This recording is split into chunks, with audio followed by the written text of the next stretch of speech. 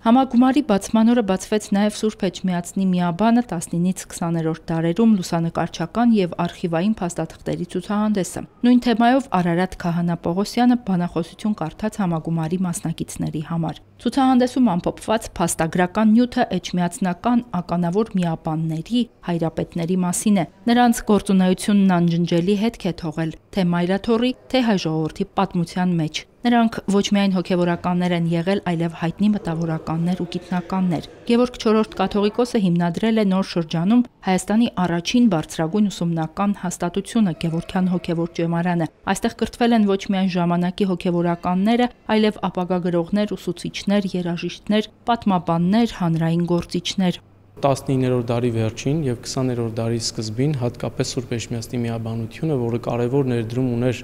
հայ հասարակության մեջ, հատկապես Արևելյան Հայաստանում, տեսնում ենք, որ նրանց դերը ավելի կարևորվում է մայիսյան հերոսամարտերի ժամանակ եւ տեսնում ենք, որ այս անկախության վերականգնման ամբողջ ընթացքի մեջ հայ եկեղեցին իր միաբանների դեմքով ունեցել է կարևոր ներդրում։ Այդ միաբանները ոչ միայն զինվորագրվում էին հայոց բանակին, մարտական կոչերով ոգեշնչում հայոց բանակի զինվորներին, այլ անձամբ իրենք նաև դառնում էին Հայաստանի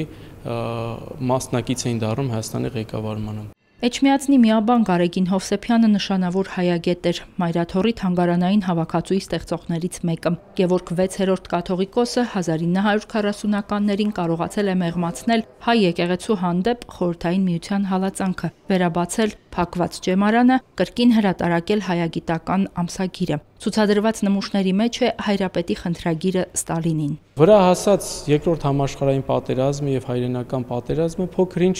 շտկեցին, մեղմեցին պետության վերաբերմունքը հատկապես հայ եկեղեցու նկատմամբ։ 44 թվականին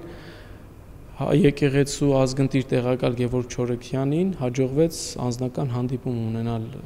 Խորհրդային Միության ղեկավար Յոսիֆ Ստալինի հետ եւ այնտեղ որպես խնդրագիր Գևորգ Չորեքյանը ներկայացրեց մի քանի կետեր, որոնք եկեղեցուն հնարավորություն կտային նորովի ներկայանալու եւ նորովի իրականացնելու իր ազգապահպան եւ հոգեվոր առաքելությունը։ Բարեբախտաբար այդ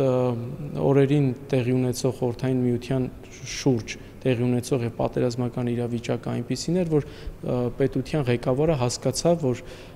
պետք է թույլատրի։ Հերմինե Հակոբյան, Լուսինե Բալյան, Վռամ Խանամիրյան, Գևորգ Ավագյան, Եկեղեցական կյանք։